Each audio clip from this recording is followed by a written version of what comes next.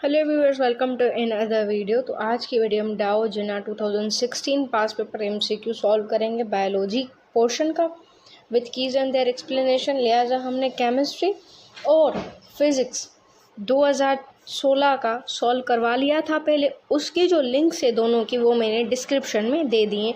ये वॉच करने के बाद आप वो भी देख सकते हैं। और इसके बाद आएगा आपके पास इंग्लिश का लास्ट पोर्शन। उसके बाद 2016 कंप्लीट हो जाएगा। लिहाजा 2003, 4, 5 पूरे ईयर्स के पेपर्स आपके पास गिवन है इसी चैनल पे। अगर आपने अभी तक नहीं देखे तो वॉच कर सकते हैं। स्टार्ट करते हैं। ये यहाँ पे क्वेश्चन दिया गया है कि the diagram shows some of the organs of the human body. बिल्कुल सही बात है। यहाँ पे एक डायग्राम दी गई है। यहाँ पे हमारे पास ह्यूमन बॉडी के पार्ट्स बताए गए हैं या उसकी लेबलिंग की गई है। पूछ रहा है कि कहाँ पे कार्बोहाइड्रेट की डाइजेशन होगी। अच्छा, तो क्या होता है, थोड़ा सा कॉन्सेप्ट समझें। पहले हमारे पास जो कार्बोहाइड्रेट की डाइजेशन होती है ना, वर्ड कार्बोहाइड्रेट दिया गया है, तो पहले जो हमारे पास कार्बोहाइड्रेट की डाइजेशन होती है ना, वो हमारे माउथ से स्टार्ट होती है। ठीक है, जिस तरह से हमने कोई भी डाइजेशन की, स्टार्च की डाइजेशन की, वो कन्वर्ट होगा माल्टोज में, तो पहले वो हमारे मुंह से होता है, मतलब हमारे माउथ से होता है। उसके बाद खाना आया, इसोफेगस में आया, स्टोमक में आया। उसके बाद जो कार्बोहाइड्रेट की डाइजेशन होती है ना, वो स्मॉल इंटेस्टाइन में होती है। तो फर्स्ट हमारे पास पी इंडिकेट कर रहा है माउथ, जहाँ पे आपके पास डाइजेशन होती है स्टार्च की, और उसके बाद कार्बोहाइड्रेट की डाइजेशन होती है हमारे आर पे, लाइक हमारे स्मॉल इंटेस्टाइन में। ठीक है, कॉन्सेप्ट क्लियर हो गया। शायद थोड़ा सा फिगर में इतना क्लियर नहीं है, डायग्राम थोड़ा परस्यू नहीं किया गया, लेकिन मैंने आपको बता दिया कि स्मॉल इंटेस्टाइन और माउथ में होती है। उसके बाद which of the following are animals with pointed ends and a tube like digestive tract, कि कौन से वो एनिमल्स होते हैं। एनिमेलिया चैप्टर में सारे एनिमेलिया की ट्रिक इसी चैनल पे प्रेजेंट है, क्योंकि बहुत टफ लगता है एनिमेलिया को मेमोराइज़ करना। 4 पार्ट्स की वीडियो मैंने बनाई है, आप चाहें तो वो भी वॉच कर सकते हैं। बिल्कुल ट्रिक्स आसान से आपको समझ में आ जाएंगे। तो उनके नीमोटोडा जो होते हैं ना, उनकी पॉइंटेड एंड्स होती हैं और ट्यूब लाइक डाइजेस्टिव सिस्टम होता है उनमें। So C is correct option. चलते हैं नेक्स्ट MCQ के जाने। अच्छा, the dark reaction of photosynthesis are characterized by. अच्छा, तो जो डार्क रिएक्शन होता है ना, उस सारे रिएक्शन का ना एक जो खूबसूरत पॉइंट है ना, वो ये है कि इसमें ना फिक्सेशन होती है कार्बन डाइऑक्साइड की। तो यहाँ पे आपको कहाँ पे दिखाई दे रहा है कि utilization of ATP, carbon dioxide. तो जहाँ पे कार्बन डाइऑक्साइड फिक्स हो रही है, मतलब वहाँ पे डार्क रिएक्शन में कार्बन डाइऑक्साइड फिक्स किस लिए हो रही है, यूटिलाइज होने के लिए फिक्स हो रही है। तो हमारा ये ऑप्शन करेक्ट होगा, utilization of ATP, carbon dioxide and NADPH। ठीक है जी। Inheritance of acquired characters is based on. Acquired character हमारे जो बॉडी में आते हैं वो किस लिए बेस किए जाते हैं, वो use and disuse of organs के लिए बेस किए जाते हैं। ठीक है जी। ये हमारे सिंध टेक्स्ट बुक की बाकायदा से पॉइंट लिखी हुई थी पुराने बुक्स में, मतलब पुरानी जो एडिशंस आती थी। अभी आप देख लेना, मे बी इसका थोड़ा सा अल्टरनेट किया हुआ बुक में दिया हुआ है, तो इसलिए हमारा बी ऑप्शन यहाँ पे करेक्ट हो गया। अच्छा जी, the first step in nitrogen cycle is. Nitrogen cycle का फर्स्ट स्टेप जो होता है वो हमारे पास अमोनिफिकेशन होता है, या अमोनिया आप बोल दें। अमोनिलाइजेशन और फिकेशन दोनों चीज़ें सेम हो जाती है।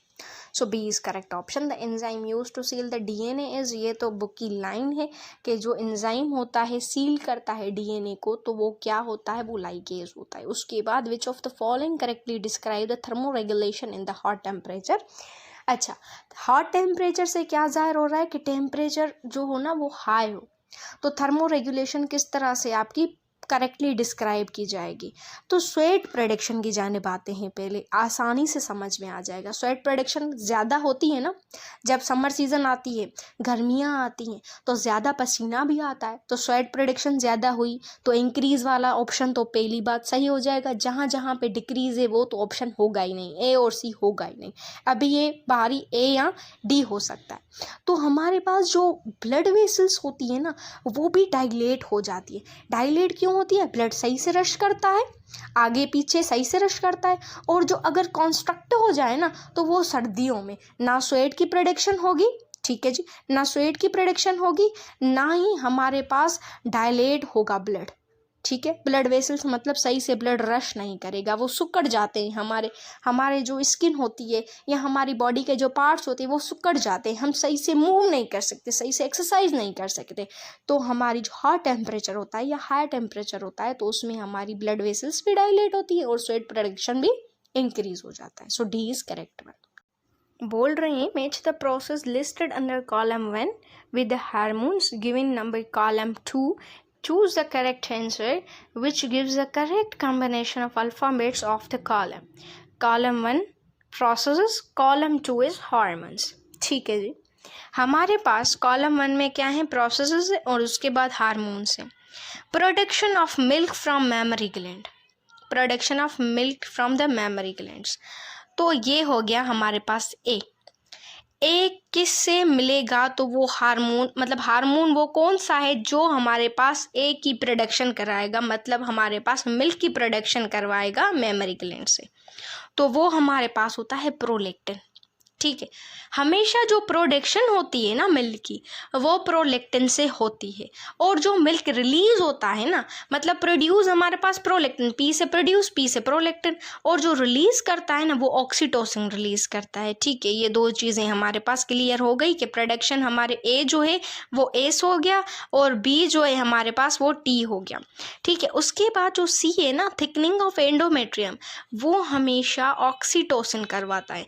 ऑक्सीटोसिन की थिकनिंग की वजह से कॉन्ट्रैक्शंस प्रोड्यूस होती हैं और इस हिसाब से हमारी थिकनिंग ऑफ एंडोमेट्रियम होती है, तो वो हमारे पास सीधा सीधा जाके सी और एस हो जाएगा। ठीक है। तो हमारा बी ऑप्शन करेक्ट है। During which stage of meiosis do centromeres divide, ये सारे फेजेस होते हैं। कौन कौन से, प्रोफेज, मेटाफेज, प्रोफेज, ये सारे होते हैं ना। तो कौन सा फेज है जिसमें हमारे पास मियोसिस में क्रोमोसोम डिवाइड होते हैं, ये फुल एक डिस्क्रिप्शन सा फेजेस होते हैं। तो ये एक टॉपिक में ही समझाना पड़ेगा आपको, लिहाजा इसका करेक्ट ऑप्शन समझ लें पहले कि मेटाफेज 2 जो है इसका करेक्ट ऑप्शन है। ठीक हो गया जी। चलते हैं नेक्स्ट MCQs की जानिब। विच of the following statement correctly describe homologous chromosome, के वो कौन सा सेट है जो करेक्टली डिस्क्राइब कर रहा है होमोलॉगस क्रोमोसोम को। तो जो होमोलॉगस क्रोमोसोम्स होते हैं ना, they carry both morphologically similar members with same set of the geneses. तो जो जहाँ भी होमोलॉगस दिखाई दे ना, वहाँ आपके पास मॉर्फोलॉजी सिमिलर ही होगी और वो सेम सेट ऑफ जीन्सेस को कैरी आउट करते हैं। तो इसलिए हमारा डी ऑप्शन यहाँ पे करेक्ट हो गया। Next, movement of ions in large molecules with the help of protein molecule in and out of the cell is called. अगर यहाँ पे मूवमेंट हो रही है आयन की और लार्ज मॉलिक्यूल की with the help of protein, बाहर भी जा रहे हैं अंदर भी आ रहे हैं, तो वो फैसिलेटेड डिफ्यूजन होता है। डिफ्यूजन मतलब मूवमेंट ऑफ आयन होता है ना, from outside to inside, higher concentration to lower concentration और lower concentration to higher concentration. तो इसलिए हमारा बी ऑप्शन करेक्ट है। मॉलिस्कस है एक्सोस्केलेटन मेड अप ऑफ, तो मॉलिस्का जो है ना एक किंगडम एनिमेलिया का ग्रुप है जिसका मेंबर है। तो वो मॉलिस्का क्या होते हैं, उसका एक्सोस्केलेटन हार्ड होता है। हार्ड होता है तो वो कैल्शियम कार्बोनेट से बना हुआ होता है, CaCO3 से। ठीक है जी। बच्चे कहीं पे कंफ्यूज हो जाते हैं कि सिलिका भी हो सकता है, नहीं हो सकता सिलिका भी। कैल्शियम कार्बोनेट जो होता है ना वो हार्ड स्केलेटन की फॉर्म में ही होता है, वो हार्ड स्केलेटन ही बनाता है। तो इसलिए हमारा यहाँ पे जो करेक्ट ऑप्शन बनेगा वो ऑप्शन नंबर सी बनेगा, CaCO3। ठीक हो गया जी। चलते हैं नेक्स्ट MCQs के जानिब।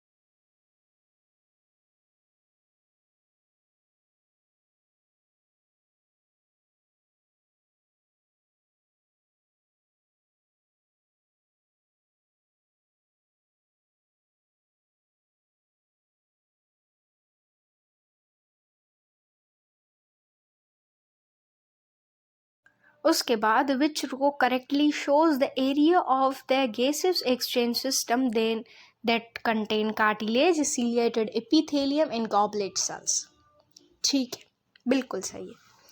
तो यहाँ पे सिंपल ही बताना है कि वो कौन सी चीज़ है जिसमें कार्टिलेज पाया जाता है, वो कौन सी चीज़ है जिसमें सीलिएटेड एपिथेलियम पाया जाता है, वो कौन सी चीज़ है जिसमें हमारे पास गॉबलेट सेल्स होते हैं, मतलब कौन सी एरियाज में कहाँ कहाँ पे ये चीज़ें प्रेजेंट होती है। तो ब्रोंकस और जो ट्रेकिया होता है ना, उसमें कार्टिलेज होती है, ये बुक में भी चीज़ लिखी हुई है। नेजल कैविटी में सीलिएटेड एपिथेलियम होता है, कवरिंग होती है जिससे हमारे बैक्टीरिया वगैरह सही से पास ना हो सके, वो उसको क्या करता है, मतलब फ्लैश कर देता है उसको। और ट्रेकिया में भी सीलिएटेड एपिथेलियम प्रेजेंट होता है ताकि जो हमारा खाना आ रहा है वो सीलिया की बना पर महफूज किया जाए। उसके बाद जो गॉबलेट सेल्स होते हैं वो ब्रोंकस में भी प्रेजेंट होते हैं और ट्रेकिया में भी प्रेजेंट होते हैं। ब्रोंक्यूल और अल्वेओलाई में कभी कभी बच्चे कंफ्यूज हो जाते हैं कि इनमें भी गॉबलेट सेल्स पाए जाते हैं। नहीं, इनमें गॉबलेट सेल्स नहीं होते। ठीक है जी, गॉबलेट सेल्स सिर्फ और सिर्फ ब्रोंकियस और ट्रेकिया में होते हैं। तो हमारा The diagram shows the Kelvin cycle at which stage carbon dioxide is incorporated. Carbon dioxide कहाँ पे इनकॉर्पोरेट होगी भाई? तो आपने डार्क रिएक्शन देखा हुआ है, सारा रिएक्शन आपको आई होप सो रटा हुआ होगा। अगर आप भूल जाते हैं बार बार, फिंगर टिप्स पे नहीं है, इसमें से क्वेश्चन बहुत सारे आते हैं। इसी चैनल पे ट्रिक्स प्रेजेंट है, डार्क रिएक्शन की, लाइट रिएक्शन की, tricks for dark reaction, light reaction लिखेंगे तो आपके पास आ जाएंगे। क्रेब साइकिल, ग्लाइकोलाइसिस, सारा कुछ पढ़ा हुआ। तो जब रुबिस्को के साथ 1,5-बायफॉस्फेट रुबिस्को के साथ आपके पास कार्बन डाइऑक्साइड मिक्स हो जाती है तो वो कन्वर्ट हो जाती है G3P में। ठीक है, तो इसलिए यहाँ Pg3 में आप बोल सकते हैं, G3P में वो कन्वर्ट हो जाती है। इसलिए यहाँ पे ए जो रिएक्शन, यहाँ पे आपको ए नहीं दिखाई दे रहा होगा, लेकिन यहाँ पे रुबिस्को और G3P के साथ ए वाला ऑप्शन लिखा हुआ है। थोड़ी सी पिक्चर रफ एंड टफ थी तो इसलिए मैंने आपको जस्ट पढ़ाने के लिए ये कहीं से मंगवाई हैं। तो यहाँ पे ए लिखा हुआ है, BCD आपको दिखाई दे रहा है खुद ही। यहाँ पे जो फर्स्ट एरो है ना, वहाँ पे ए है। ठीक हो गया जी, तो ए वाला ऑप्शन यहाँ पे करेक्ट हो जाएगा। चलते हैं नेक्स्ट MCQ के जानिब और देखते हैं कि क्या बोलता है नेक्स्ट MCQ। ठीक है, सारी ट्रिक्स देख लेना, आपको समझ में खुद ही ये रिएक्शंस आ जाएंगे फिंगर टिप्स पे। Match the parts of the human brain listed under column 1 with the function given under column 2. Choose answer which gives the correct combination of alphabets of the two columns. तो इस तरह के questions पूछता है हमेशा, एक ना दो, मतलब क्वेश्चन मिल जाएंगे आपको। तो कॉलम 1 वाली चीज़ें कॉलम 2 के फंक्शन के साथ मैच करें, मतलब जो कॉलम 1 में पार्ट है वो फंक्शन होगा कॉलम 2 का। अब है सेरिब्रल हेमिस्फीयर। सेरिब्रल हेमिस्फीयर क्या करता है, हमारे माइंड में जो इम्प्रूव करता है इंटेलिजेंस मेमोरी को। अगर कोई इंटेलिजेंट होता है, एक बार चीज़ किसी ने देखी तो रट ली। कोई ऐसा बंदा होता है ना कि एक बार पढ़ लिया तो वो मतलब पढ़ लिया। हम जैसे बंदे होंगे ना, 4 बार पढ़ेंगे उसके बाद समझ में बात आएगी। ठीक है जी, तो कोई बंदे होते हैं एक बार पढ़ लिया, रट गई सारी बातें। तो वो सेरिब्रल हेमिस्फीयर उनका बहुत ही अच्छा, बहुत ही प्यारा होता है। थैलेमस का काम क्या होता है भाई आपके पास? थैलेमस जो होता है ना, वो रिलेइंग करता है इम्पल्सेस को, मतलब एक जगह से दूसरी जगह इम्पल्सेस को भेज देगा। उसके बाद है सेरिबेलम का काम क्या होता है? हमारा बैलेंस करना। अगर आप किसी रस्सी पे घूम रहे हैं, रोप पे घूम रहे हैं कहाँ पे, तो वो अगर जी आपका बैलेंस अच्छा है ना, हम तो नहीं घूम सकते लेकिन कोई होते हैं ना जो घूम सकते हैं, तो उनका बैलेंस और पोस्चर अच्छा होता है। उसके बाद हमारे पास मेडुला ऑब्लोंगाटा हो गया। तो मेडुला जो ऑब्लोंगाटा होता है ना, वो हमारी कंट्रोल करता है स्लीप एंड वेकनिंग। हम उठ रहे हैं, जाग रहे हैं, किस तरह से हमको नींद आ रही है, किस तरह से हमारी नींद खराब हो रही है, तो वो सारा जो देखता है वो सारा हमारा मेडुला ऑब्लोंगाटा देखता है। तो पार्ट्स टोटल 4 थे, फंक्शंस टोटल 5 थे, जिसको हमने अच्छा जी, तो क्वेश्चन आ गया, the diagram shows the 4 types of human teeth. Truth, इंसान जात के 4 किस्म के दांत दिखाए गए हैं यहाँ फिगर पे, incisors, cannons, premolars and molars. कभी कभी फिगर में भी क्वेश्चंस आ जाते हैं इसी तरह के, लेकिन यहाँ पे तो बहुत इजी और माइनर सा क्वेश्चन पूछा गया कि वो कौन से टीथ हैं जो आपके कटिंग के काम आते हैं। मतलब आपने लंच किया, ब्रंच किया या कोई फास्ट फूड खाया आपने, तो वो कौन से आपके पास टीथ है जो कट करेंगे, खाएंगे हम पीछे जाके, मतलब हम ग्राइंड करेंगे पीछे जाके, वो प्री मोलर्स और मोलर्स करते हैं। लिहाजा जो कैनियंस और एनियंस होते हैं ना, इंसिजर्स और कैनाइन्स होते हैं ना, वो हमारे पास कटिंग करते हैं। या हम किसी लेस के पैकेट को खोल रहे हैं, तो उस चिप्स के पैकेट को जब हम खोलते हैं तो वो भी एनियंस और कैनाइन्स हमारी हेल्प करते हैं उसको। तो लास्ट क्वेश्चन आ गया हमारे पास, which type of protein structure contains 3 dimensional structure. तो बिल्कुल सादा सा सिंपल सा क्वेश्चन है। तो हमारे पास जो टर्शरी होते हैं, प्रोटीन होती है जो टर्शरी, वो हमारे पास जो है ना वो 3 डायमेंशनल लुक देती है या 3 डायमेंशनल स्ट्रक्चर होता है, 3D होते हैं वो। ये बुक की पॉइंट भी है, बुक में खुद ही लिखा हुआ है। और जो सेकेंडरी होते हैं वो हमारे पास हेयर्स में प्रेजेंट होते हैं, केराटिन होती हैं वो नेल्स में प्रेजेंट होते हैं। और जो प्राइमरी होते हैं वो इंसुलिन में होते हैं। ठीक है जी, तो यहाँ पे हमारा जो करेक्ट ऑप्शन हो जाएगा वो सी हो जाएगी। यहाँ पे थोड़ा सा डी टिके, लेकिन डी नहीं होगा, क्वार्टनरी नहीं होंगे। यहाँ पे सी वाला ऑप्शन टर्शरी वाला करेक्ट हो जाएगा। तो